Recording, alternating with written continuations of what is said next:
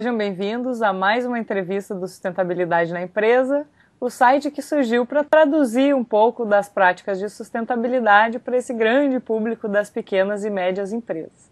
Eu sou a Gabi Werner, fundadora do site, e hoje é uma honra trazer o Reinaldo Bulgarelli como nosso convidado, o Reinaldo que é sócio fundador da Tchai Consultoria e Educação, que trabalha então com assuntos como diversidade, como voluntariado, relações com a comunidade, investimento social em geral. E hoje o nosso tema é diversidade. Seja bem-vindo, Reinaldo. Obrigado. Eu que agradeço a oportunidade, estou muito feliz de estar aqui. Que bom. Então, já que o nosso tema é diversidade, vamos começar contando aqui para a nossa comunidade o que a gente entende por diversidade nesse ambiente empresarial. A diversidade humana, a gente está falando de pessoas, das suas singularidades, das suas individualidades, das características que nós temos, e são muitas características. Você pensar em cada pessoa, tem um mundo de características, né? Desde história de vida, a personalidade, cor de pele, sexo, gênero, orientação sexual, raça, cor, deficiência ou não, enfim, a idade. Você tem um conjunto de características, isso que é a diversidade. Portanto, ela está dada. Onde tem gente, tem diversidade. A questão, né, o convite aí de trabalhar isso no meio empresarial é você valorizar a diversidade, ver essa diversidade, esse conjunto de características ou de diferenças e semelhanças, né, entre as pessoas, ver isso como um valor, ou seja, algo que pesa na hora de você tomar decisões, algo que você considera na hora de realizar suas escolhas. Escolhas em todos os relacionamentos, não só na contratação de gente para trabalhar na equipe, mas também na hora de você pensar no seu produto, na sua comunicação com o cliente, na relação com seus fornecedores, com a comunidade, enfim, muitas possibilidades aí com a diversidade. E quais que são as gafes mais comuns que as empresas cometem aí quando não avaliam essas questões direito? No fundo, todos nós cometemos gafes quando a gente esquece, né, dessa diversidade que nos caracteriza, tal. As piadas que eu sempre conto, coitadinhos, até os produtos já mudaram, as empresas já mudaram, mas vale a pena sempre citar, que é a Unilever, por exemplo, não só ela, mas outras, que tem nas prateleiras tinha, né, nas prateleiras do supermercado, o shampoo para cabelos normais. São 7 bilhões de pessoas hoje no planeta. Como é que a gente pensa, né? Num shampoo para cabelo normal. O que será um cabelo normal diante de 7 bilhões de possibilidades de cabelos? Eu que sou careca, mais ou menos careca, não, já dá para entender assim que o cabelo anormal deve ser o meu, né? Outra gafe típica, que agora já mudaram, já estão em outra linha e tal, mas também vale a pena dizer, né? A Johnson com Band-Aid. Band-Aid cor de pele, né? 7 bilhões de possibilidades no mundo e a gente consegue dizer que tem um band-aid de cor de pele. Pele de quem, né? Ah, o lápis, cor de pele, batom cor de boca, enfim. Nessas questões das nossas características, a gente vê, né? Eu vou em auditórios que tem lá aquela carteira para canhoto, aliás, a carteira, né, com o braço e não tem para canhoto, né? Então você olha, a pessoa fez a compra, dialogou com seu fornecedor, esqueceu de uma parte grande da comunidade mundial, que são quase 10% ou mais, né, de pessoas canhotas, estima-se, que aliás está aumentando no mundo. Você não considerar é uma gafe, né? Com isso, você não cria um ambiente acessível também para pessoas com deficiência. Na hora de você pensar seu produto, seu serviço, a tua comunicação, você se comunica com uns e não com outros. São gafes que podem custar caro para uma empresa, porque você está dialogando só com alguns e não com todos aqueles que poderiam estar te olhando, comprando seu produto, dialogando com você, né? Por isso essas empresas maiores aí que eu citei, no instantinho elas mudaram essa comunicação, porque perceberam, era uma gafe, era uma bobagem e depois não faz sentido no mercado, né? E o que tem de exemplo bacana, Reinaldo? Você falou até dessa questão de se comunicar com os próprios clientes, com os próprios consumidores, né? De empresas que perceberam a importância da diversidade e conseguiram dialogar com um grupo maior e ter com isso uma relevância para o cliente e até clientes e novos segmentos, lucros e tal. Um exemplo que eu gosto de citar e que tem imagens sobre isso e tal, é da Unimed de Blumenau. Alguns anos atrás, eles fizeram uma campanha para divulgar planos de saúde, essa coisa toda, e falando de famílias. Mas ao falar de famílias, eles não quiseram ficar na família tradicional, e incluíram essa família na campanha de outdoor, de televisão, de jornal, enfim. E colocaram várias famílias e um plano de saúde, por exemplo, de um avô comprando o plano de saúde para o neto. E casais do mesmo sexo entrou nessa história também. E na época ganhou prêmios, até hoje é muito citado no mundo inteiro como uma campanha, como uma comunicação de uma empresa com os seus clientes e que considerou a diversidade humana. Claro que com isso não foram só elogiados, isso deve ter tido um impacto ali para eles muito grande, né? A Dove, da própria Unilever, também é sempre citada como exemplo de o padrão de beleza, sempre apresentado nas campanhas de produtos, sobretudo ligados à estética, né, masculina ou feminina.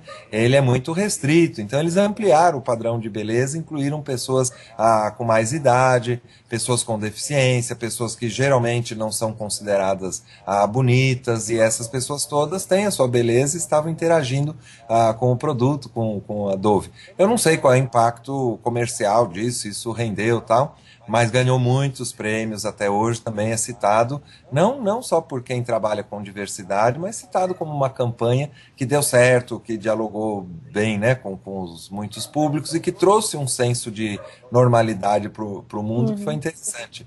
Além de tudo, essas campanhas, né, ajudaram também, educaram as suas comunidades, a sociedade, a considerar também a diversidade da forma como elas estavam considerando. É muito bacana você ver essa dimensão que a propaganda também tem, mesmo ao vender o seu produto, tá, ela está também, às vezes, educando a comunidade, né?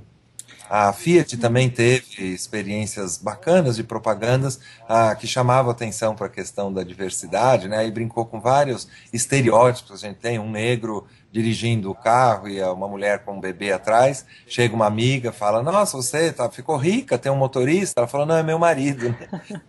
Porque ela era branca, ele negro, ela já colocou o estereótipo na frente, né? Então a gente tem exemplos não só também, claro, de comunicação, mas também de produtos, né? Os bancos, alguns anos atrás, começaram a ter o crédito imobiliário, por exemplo. Eles perceberam que os casais do mesmo sexo havia uma demanda e uma possibilidade, né?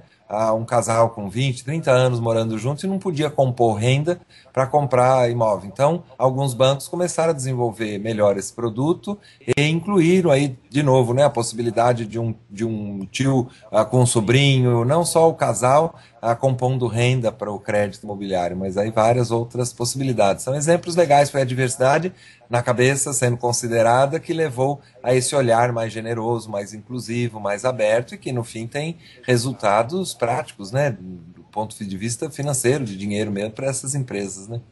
E nada melhor, né, Reinaldo, para ter, eu fico imaginando, né, esse tipo de insight do que a gente ter na empresa essa representação da diversidade entre os próprios funcionários, né?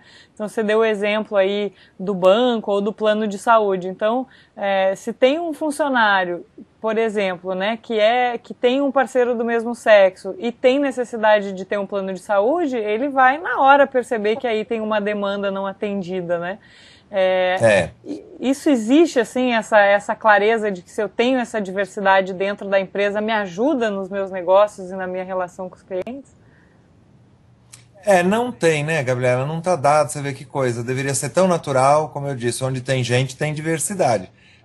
Então, duas dimensões disso, assim. Primeiro, que já está dado, em qualquer empresa, onde tem gente, já vai estar lá a diversidade. A questão da diversidade que ela deve ser acompanhada, né, por essa questão de valorize isso, e ao valorizar, você tem um ambiente mais inclusivo, onde as pessoas possam se expressar.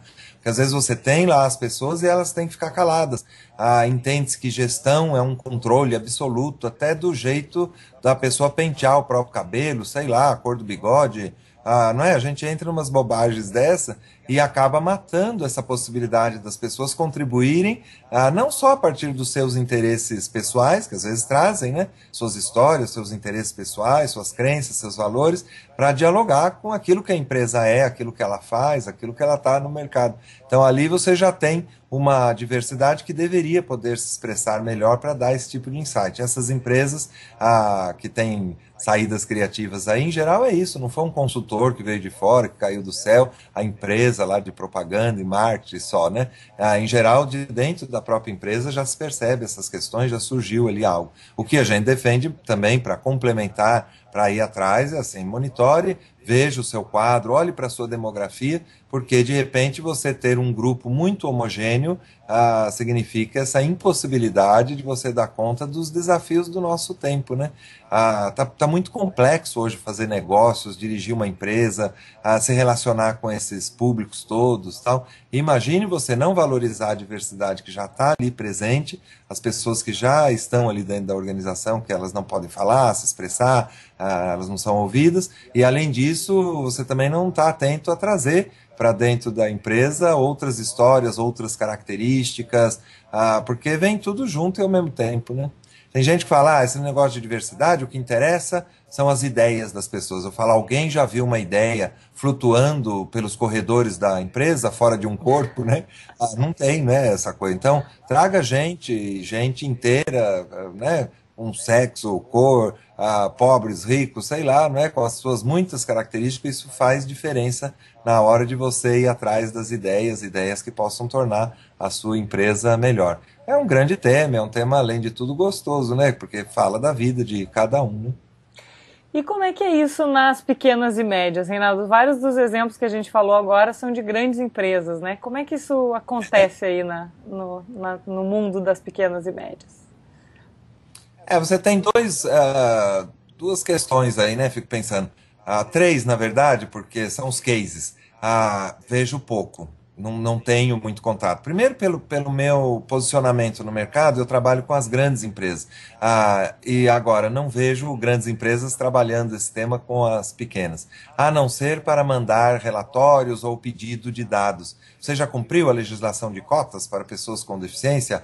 Qual é o número de mulheres que você tem? Enfim, compartilha, mas às vezes de um jeito muito frio, muito cruel, não tem esse diálogo, essa possibilidade de você também estar trocando ideias, falando dos seus valores, da tua identidade, né? Vendo isso, abrindo fóruns, debates para compartilhar desafios comuns, como esse, por exemplo, da inclusão de pessoas com deficiência. Empresas com mais de 100 funcionários já têm a cota ali, né, para pessoas com deficiência, uma legislação para praticamente todo o mercado de trabalho acima de 100 funcionários. Então valeria a pena, né, que uma empresa grande compartilhasse seus aprendizados, seus desafios com as pequenas. A terceira questão é que os números, em geral, das pequenas e médias empresas, eles são, do ponto de vista da demografia, eles são mais favoráveis. As pequenas e médias empresas, elas são mais inclusivas de mulheres, de negros, até mesmo de pessoas com deficiência, do que as grandes empresas. Parece que as grandes empresas ficam mais reféns de alguns traços culturais da nossa sociedade, como o racismo, o machismo e, sobretudo, o elitismo. Não quer dizer que isso não esteja presente, claro que está presente na sociedade toda também, nas pequenas e médias empresas. Mas quando a gente analisa os dados do IBGE ou da RAIS, né, do Ministério do Trabalho e tal, a gente percebe que aí essa troca entre grandes e pequenas é muito rica para os dois lados. É o tipo de tema que um tem a ensinar para o outro, sim, efetivamente, até mesmo porque os dados de equidade, vamos dizer, de homens e mulheres, de brancos e negros, pessoas com e sem deficiência, e mesmo a questão etária, você encontra melhores dados nas pequenas e médias empresas. Que interessante. Bacana, né? Bem interessante, bem interessante. Cases mesmo. Uma coisa que me chamou a atenção num case, num contato que eu tive com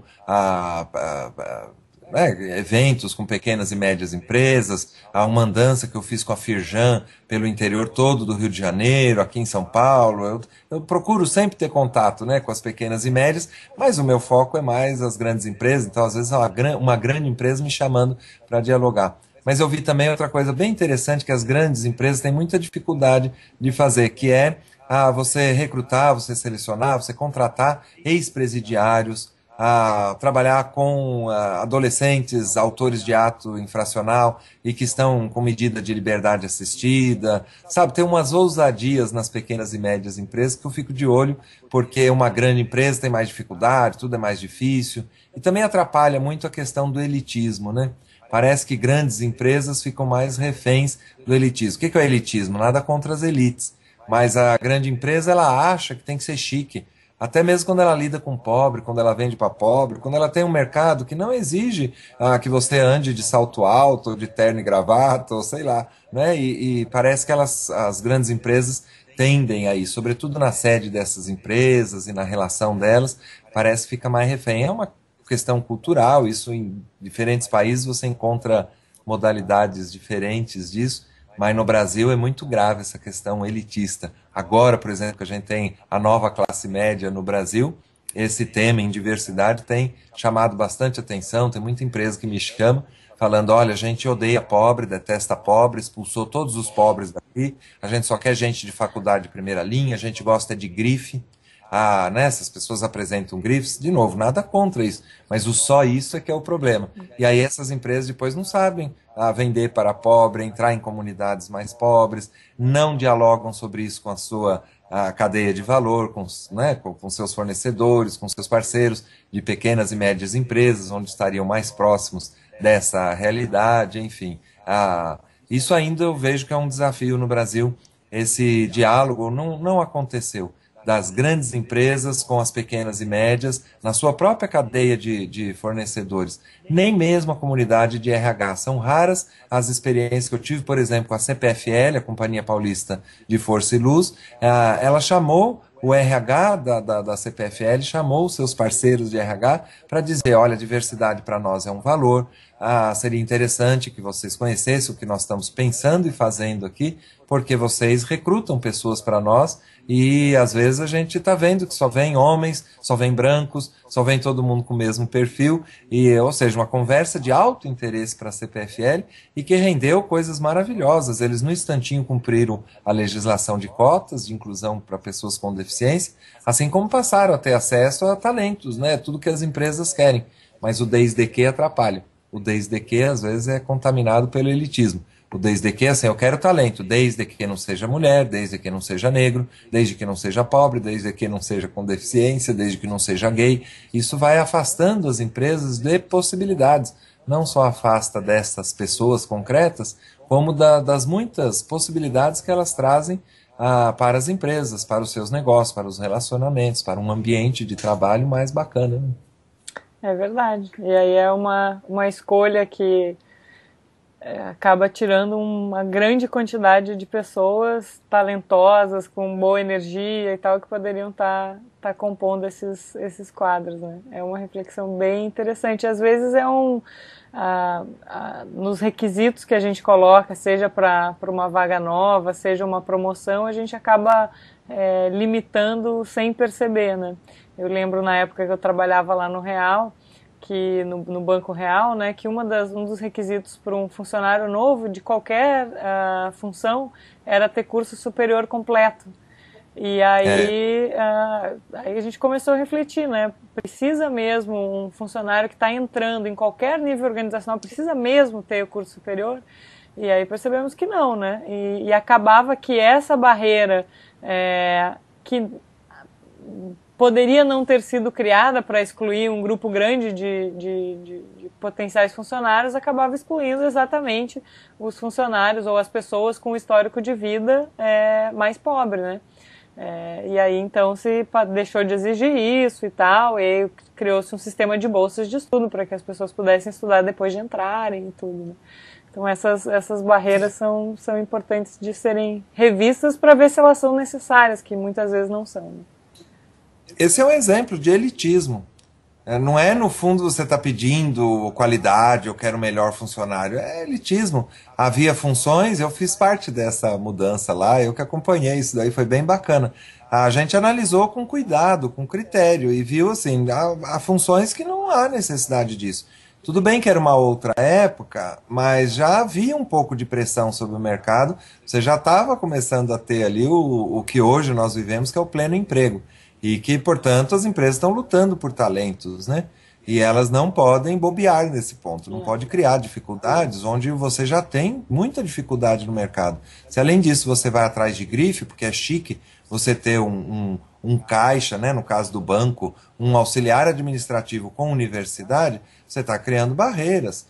E o banco foi bem bacana nisso, como você está contando aí. Por meio dessa flexibilidade, que na verdade era cair na real, né, para falar inclusive o nome do banco, caiu na real, teve acesso a outros segmentos da população. E continuou incentivando, sim, querendo que todo mundo estude, né, mas não criou né, essa coisa. Por que eu quero todo mundo com universidade? Por que eu quero todo mundo de universidade, da chamada primeira linha? E é isso que eu digo, que as grandes empresas têm um pouco esse cacuete, e aí as pequenas e médias, claro, tendem a repetir esse traço cultural da sociedade, mas já não é bem assim, né? Então elas ficam mais livres. As mulheres têm dado depoimentos de que encontram mais espaço para viver, para a vida, dentro de pequenas e médias empresas. Não só porque elas vão abrir a sua própria empresa, mas em geral elas encontram um espaço mais flexível, o diálogo parece que é melhor. A grande empresa parece que tem dificuldade de acolher a vida como ela é e cria dificuldades para as mulheres, né? E a gravidez é uma delas, e a volta da mulher após né, a gravidez. Às vezes tem empresas até que punem a mulher, ou que não acolhem bem, e depois você ainda está com um filho pequeno. A vida é assim. E a gente, que raio de gestão é essa que não dá conta da vida como ela é? Parece que as pequenas e médias empresas têm algo a dizer aí sobre isso, né? De positivo, de ensinar a gente a ver assim, né? Não falta tanto, até a gente chama, né, de certas posturas, nem sempre tão profissionais, fala, ainda bem, às vezes tem algo ali que a gente pode profissionalizar, mas para a direção certa, não profissionalizar significar afastar da vida, né, da vida como ela é. Por exemplo, nessa situação da gravidez, da vida da mulher, do cuidado dos homens também, né, que querem participar mais da educação dos filhos, o processo de envelhecimento, eu também procuro acompanhar esses dados, né, porque o Brasil está envelhecendo. As grandes empresas estão tendendo, pela pesquisa das 500 maiores empresas do Brasil, que eu acompanho lá pelo Instituto Ethos, a gente vê que está havendo uma expulsão das pessoas mais velhas das grandes empresas. Elas, em geral, não estão abandonando o mercado, não. Elas tendem a ir para as pequenas e médias, ou seja, as pequenas e médias, mesmo com salários bem diferenciados, tal, do que as grandes, mas têm atraído essas pessoas e, ou seja, estão herdando aí um conhecimento valioso para elas, né? E é interessante ver essas barreiras, né? Eu estava vendo outro dia um caso de uma empresa de internet, né, que vendia sapatos pela internet. E aí uma coisa que eles valorizavam muito é a questão da individualidade dos funcionários. Então, quando passava assim no escritório, as mesas todas bem individualizadas e até meio bagunçadas, né, mas com uma clareza assim de identidade muito clara, e dando essa mensagem de que as suas diferenças são bem-vindas, e inclusive no call center da empresa, que eles entendem que é o momento de marketing, né, porque é o momento que o cliente tem 100% de atenção conversando com você, dá liberdade para até um certo valor, no caso deles lá era até $200, o funcionário julga de acordo com o bom senso dele, né? Então acolher o funcionário inteiro, entendendo como uma pessoa inteligente, que sabe tomar boas decisões, que vai agradar o cliente muito melhor do que seguindo protocolos, né? Isso acho que também é uma atitude legal de valorização das diferenças, né? É isso. Às vezes a diversidade fica como se fosse um tema muito distante, muito específico. Ele tem suas especificidades, mas é disso que a gente está falando quando valoriza a diversidade. Parece sempre que está remetendo para o coletivo, né? Mas está falando dessas duas coisas, né? Está falando do todo, está falando de todos nós, dos 7 bilhões de pessoas hoje no planeta. Está falando das individualidades, das singularidades, está lembrando, olha, cada um de nós é único, é especial, não tem ninguém igual a você no planeta, né? Não houve, não haverá. A nossa identidade diz isso, né? A própria digital no dedo, é por isso, né?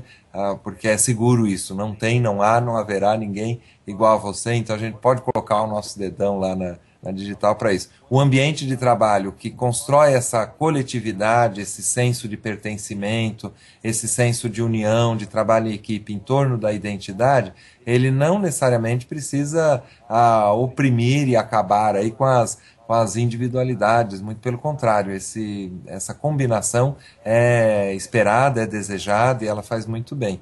Você trabalha melhor em torno da identidade da tua empresa, o que é? Tua missão, tua visão, teus valores, quanto mais cada pessoa puder se expressar nesse todo. Até porque ninguém é dono da verdade, ninguém vai ocupar o espaço todo, vai ter que exatamente dentro da equipe achar esse equilíbrio aí, né, para poder dialogar o seu valor com o valor do colega do lado, as suas crenças, a sua maneira de trabalhar, a sua maneira de produzir, porque no fundo é isso, né, uma empresa, ela busca sim o resultado, agora a qualquer preço, de qualquer jeito, não. Ela tem o seu jeito, ela faz as suas escolhas, né, da maneira como quer ganhar a vida. Agora, isso não precisa massacrar ninguém e tornar todo mundo em robozinho, né? A expressão mão de obra, ela é muito triste, ela demonstra uma outra época, que a gente precisa acabar com essa palavra, né, mão de obra. Porque você não quer só a mão da pessoa, você quer toda a pessoa inteira, né? A empresa que fala mão de obra, eu brinco. Eu falo, e a orelha de obra, certo? O calcanhar de obra, o dedinho de obra, porque a cabeça de obra, né? Você quer uma pessoa inteira ali dentro com a sua história, com as suas questões. Isso traz desafios, não é fácil lidar com isso. Porque nada é fácil, a vida é complexa. Agora, é evidente que isso adiciona muito mais valor, que isso traz muito mais riqueza para um ambiente de trabalho onde as pessoas possam ser elas mesmas, né? De novo, as grandes empresas, olha, você vê que eu só estou elogiando aqui as pequenas e médias, porque é verdade, a grande empresa ela fica mais refém de processos que padronizam tanto, que esterilizam tudo, né? Uma coisa meio higienista até, e você vê mesas de trabalho onde você não pode colocar foto do seu filho, da sua filha, enfim. A tua vida não pode estar na tua mesa de trabalho, ou espaço de trabalho, coisa. Nessas mesas de trabalho administrativas, em geral, em torno de um computador, uma coisa dessa, mesmo às vezes um balcão, uma coisa toda, você tem ali o espacinho onde você pode se expressar. Ali é quase como se fosse uma extensão do teu corpo, né? E é muito legal que as pessoas possam se expressar mais, as grandes empresas adotam medidas para todos e que falam de esterilizar tudo, tira tudo, não pode ter nada ali, não pode ter foto, você não pode trazer um brinquedinho de casa, não é um bibelô, uma coisa. Empresas que estão voltadas mais à criatividade, que precisam dessa coisa da participação das pessoas, do engajamento delas, em geral são todas, né? Você tem umas que dependem mais disso, outras menos, mas em geral essas que dependem muito dos seus funcionários, desse relacionamento com os clientes, a possibilidade deles criarem, inovarem, é bom que preste atenção nisso, porque em geral se facilita mais, você cria um ambiente melhor, quando as pessoas podem se expressar e ter o seu cantinho ali com a sua cara. Veja o meu cantinho aqui, cheio de livro, estou rodeado de livro, de papel, de coisa. Nessa bagunça eu me encontro, né? E não defendo isso, mas assim, é o meu canto aqui, né? E cada um que trabalha aqui também tem isso. Claro, é um espaço, eu podia fazer diferente até, mas é gostoso e espero que não, né, cada um encontre. É o meu espaço, mas é o espaço de cada um que trabalha aqui também, né? E é bacana que encontre essa possibilidade de se expressar. É isso que trata a diversidade. A possibilidade de você se expressar e, ao se expressar, compor com os outros para encontrar soluções melhores para a sua vida, para os negócios, para a sociedade onde a gente está, né? E, Reinaldo, como é que foi a tua entrada nesse tema da diversidade, né? A gente vê hoje que ele é uma parte relevante do teu trabalho, da tua vida. Como é que você entrou nisso? Eu entrei bem por acaso, como muita coisa bacana que acontece na vida da gente, é mais às vezes por acaso, né? Às vezes você busca, mas no meu caso foi por acaso. Eu estava com 16 anos, um colega meu de sala de aula, no ensino médio, chamou, vamos compor um grupo, fazer um grupo de jovens, aí era numa igreja, a igreja era tradicionalmente de negros, era a igreja Nossa Senhora do Rosário dos Homens Pretos, do Largo do Paissandu, aqui de São Paulo, e fica no centro da cidade, e ali eu era o único branco, e com isso eu aprendi o que é ser branco numa sociedade que racializa as relações. E eu vi a questão do racismo e nada disso por meio de livros, aí até fui atrás. Mas ali era uma experiência de adolescentes, né? E nós não tínhamos um entendimento, mas na medida em que se juntou um grupo de negros, a gente viu dentro da própria igreja uma dificuldade de lidar com esse grupo, na rua, as nossas festas, as coisas todas, a visibilidade que esse grupo ganhou foi grande, enfim.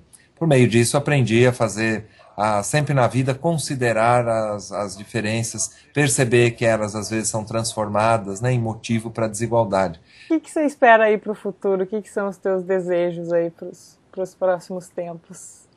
O meu desejo? É. A mim mesmo ou para a humanidade, tipo Miss? Eu pensei tipo Miss mesmo. Isso. Não, porque os meus desejos são continuar trabalhando, ter o maior prazer de ficar circulando esse país inteiro, viu? Falando sobre esses temas para operários, para trabalhadores, para presidentes, para gerentes. É muito bacana e espero ter saúde e ter força para estar fazendo isso, porque eu gosto muito, é uma coisa que me enriquece. Então aí vem meu sonho, que diversidade se torne cada vez mais um tema relevante para o nosso país. Não só para as nossas empresas, mas que a gente não fale só desse assunto, mas que a gente pratique isso, né? Nós somos muito desiguais, nós transformamos demais as diferenças, as características em motivo para desigualdade. Isso tem atrapalhado o desenvolvimento do nosso país, além de causar, evidentemente, sofrimentos, morte, né? A questão não é só social, de rico e de pobre, é também essa coisa né, do jeito que você lida com as questões de gênero, por exemplo, e homens e mulheres aí estão no momento de repensar muita coisa e a gente vê que mulheres ainda ganham menos.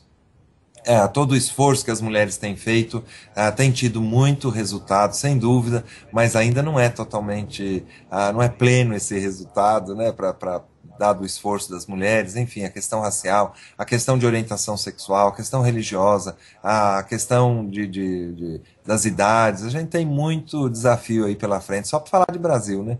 Então, um sonho grande aí é esse. Não desanimo, 34 anos trabalhando com essas questões, também sempre surge isso, né? Ali aí, né? Nada aconteceu. Eu falo, imagina, aconteceu muita coisa. Depois, eu não tenho a ilusão de que mexer, por exemplo, com machismo é um tema que a minha vida vai dar conta, né? Ao tempo de uma vida tem, às vezes, não dá conta de lidar com certos temas, né? Você precisa ter clareza, nós estamos lidando com temas milenares, então faça o que você puder fazer no teu âmbito, influencie o máximo que você puder, dialogue, não seja dono da verdade, não transforme nenhum tema, por mais claro que seja, mais bacana que você acha que ele seja, numa bandeira chata, né, para os outros, para as coisas todas, saiba dialogar com isso, mas ter clareza que por mais que a gente viva, por mais que a gente ache que aquilo seja óbvio, não é fácil de você estar fazendo, seja dentro de uma família, dentro de uma organização, dentro da sociedade toda, né? Então, muito bacana. Espero sempre, como vem, né, nesses 34 anos, encontrando sempre muita gente, né? Compondo, recompondo, estando junto com gente que vai engrossando fileiras aí de perceber, é mesmo, band-aid de cor de pele não faz sentido. Reinaldo, muito obrigada por compartilhar o teu sonho, as tuas experiências, os teus estudos aí com a nossa comunidade aqui. Foi, eu acho que um papo esclarecedor e muito divertido, então muito obrigada pelo teu tempo aqui conosco. Eu que agradeço. E para nossa comunidade, vocês podem encontrar mais informações sobre a Tchai Consultoria no site e também curtir a nossa página do Sustentabilidade na Empresa no Facebook para continuar acompanhando entrevistas como essa.